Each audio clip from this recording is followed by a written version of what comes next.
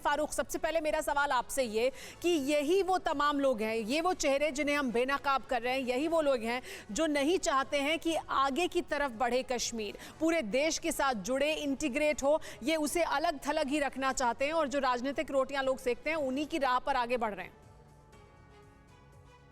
बिल्कुल, आप जो कह रही हैं ये सारी पॉलिटिक्स है और अभी तक जो एडमिनिस्ट्रेशन में जो प्रीवियस पॉलिटिकल जो इंट्रूजन्स है और जो रहा है, इवन मुझे मालूम है यहाँ पत्थरबाजों को ही प्रेफरेंस देती थी जब रिक्रूटमेंट ड्राइव होती थी पुलिस के लिए। हाँ। और एक एक कॉन्स्टिट्यूंसी में एक एक एमएलए खुद ही मॉनिटर करता था कि किसने कितने पत्थर मारे, तो उसी की सिलेक्शन टॉप पे की जाती थी, क्योंकि ये अपना एक फोर्स जो पॉलिटिकल पार्टीज बना रहे थे उनका दोहरी मयार था। एक मयार ये था कि वो कहते थे कि ये क्या चॉकलेट खाने गए थे, ये क्या वो कर देते, तो मारते थे कश्मीरियों को और उनके ख़िलाफ़ हिंदुस्तान के लिए जहर उभारते थे, और दूसरी तरफ वो उनको बोलते थे हम आपके लिए मारते थे। They were the creators, then they were the killers. तो आपके मुताबिक यही एक सोच है जिसे बढ़ावा देने की कोशिश होती है। आज one second जी बताइए। जो आज आपने दिखाया, I was keenly monitoring. आपको नहीं लगा कि जो इनके पीछे बोली है वो अभी उसी प्रीवियस पॉलिटिशियंस की हैं जो तकरीरों में कहते हैं? आज भी महबूबा मुफ्ती ने जो जुलूस निकाला किस से निकाला? यही मेरा सवाल भी था फारूक साहब, यही मेरा सवाल आपसे था। गवर्नमेंट का, I am telling you, government estate building है, गवर्नमेंट एस्टेट बिल्डिंग है उनके पार्टी का हेडक्वार्टर, जहां वो कहते हैं कि हमें हिंदुस्तान का कॉन्स्टिट्यूशन मंजूर नहीं।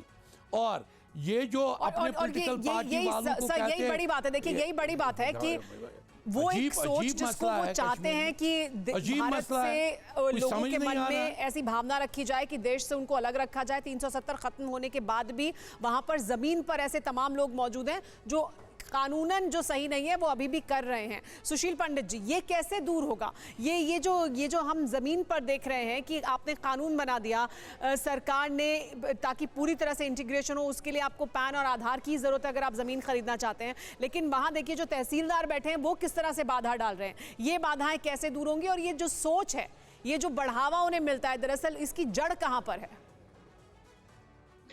सुमेरा जी, यही सबसे बड़ी पीड़ा का विषय है। 370 कागजों में, संविधान में, प्रधानमंत्री और गृह मंत्री की घोषणाओं में और राष्ट्रपति जी के हस्ताक्षरों में तो निरस्त हो गया जी, लेकिन जमीन पर जो जिहाद का शिकंजा है वो बना हुआ है। मुंह जुबानी काम करने से 70 साल जो 370 के नीचे पनपा है वो हवा में उड़ तो नहीं जाएगा भाप बन के, उसे हटाने से ही वो हटेगा। उसके लिए जो वहां की नौकरशाही है, जो वहां की व्यवस्था है, वहां की पुलिस है, वहां की लोअर जुडिशरी है, वहां का मीडिया है, वहां का एकेडेमिया है, जो पूरा का पूरा वातावरण है, उसमें एक दुश्मन रखने वाली मानसिकता देश के साथ, उसे बदलने की जरूरत है और उसे बदलने की जरूरत है। उनके उखाड़ना पड़ेगा और ये बड़ी बात है। ये कैसे होगा? ये बड़ी बात है सुशील जी, क्योंकि इसी की जरूरत है। वो जो एक एक सोच है, वो जो एक एक सोच जो पनपी है इतने सालों में, उसको कैसे दूर किया जाएगा? हमारे साथ एसपी वैद साहब मौजूद हैं। सर, कैसे ये जो लोग मौजूद हैं वहां जमीन पर, सरकारी दफ्तरों में, अहम पोजीशंस पर, अहम पदों पर, इनको कैसे बदला जाएगा? इनकी सोच, इनकी मानसिकता को कैसे बदला जा सकता है? आप आधिकारिक पोस्ट पर, पद पर बैठे हुए हैं और आप ऐसा काम करने के लिए कह रहे हैं जो गैर कानूनी है। अब सुमेरा जी, ऐसा है कि 70 सालों में जो एक मानसिकता पनपी है उसको बदलने में टाइम लगेगा, इसमें कोई शक नहीं। आपने कानून बदल दिया, ये वही बात हुई जो वामपंथी और कुछ लोग पूरे भारत के लिए कहते हैं कि आपने सरकार बदल दी, कानून बदल दिया, सरकार बदल दी, लेकिन सिस्टम तो हमारा है। सिस्टम हमारा है। वही बात जम्मू कश्मीर में भी लागू होती है। 370 हटा दिया, लेकिन सिस्टम अभी भी उसी सोच के साथ। तो जो लेकिन बाहर लेकिन सर मैं इसमें चाहूंगी आप हमें ये भी बताएं कि 3 साल गुजर चुके हैं और सरकार की तरफ से, केंद्र सरकार की तरफ से बहुत सी ऐसी कोशिशें की गई हैं जिसमें वो पुल बने और जो ये बाधाएं हैं इन्हें दूर किया जाए।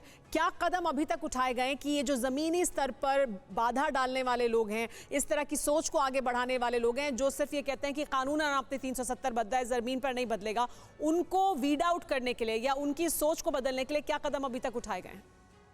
देखिए सुमेरा जी, कुछ लोगों को जिनके लिंक पाए गए टेररिज्म में, जिनकी लिंक पाए गए, जो पाकिस्तान के की जो यहाँ उनके एलिमेंट्स हैं उनकी मदद करते थे, उनको आइडेंटिफाई करके कुछ को निकाला गया है। मैं समझता हूँ ऐसे जो एलिमेंट्स हैं, एडमिनिस्ट्रेशन में हो, पुलिस में हो, रेवेन्यू हो, लोअर जुडिशरी में हो या किसी भी शोबे में हो, एडमिनिस्ट्रेशन के या समाज के, उन वो इम्पोर्टेंट पोजीशंस में बैठ के ऐसा गैर कानूनी काम नहीं कर सकते। कदम उठाए गए हैं वो अहम तो हैं, लेकिन ऐसे तमाम लोगों को चुन चुन कर बाहर निकालने की क्या जरूरत है? सुशील पंडित जी, क्या यही एक विकल्प है, क्या यही एक रास्ता है? क्योंकि फिर ये बहुत बड़ी तादाद क्या हो सकती है? क्या और रास्ते हो सकते हैं जिनके जरिए इस सोच को रोका जाए और ये तमाम लोग जो इस तरह की पदों पर, अहम जगहों पर बैठकर अभी भी ये सोचते हैं कि 370 भले ही आपने कानूनन बदलाओ लेकिन जमीन पर हम इसको अभी भी लागू रखेंगे, सिस्टम हमारे हाथ में है, उनको कैसे दुरुस्त रास्ते पर लाया जाए?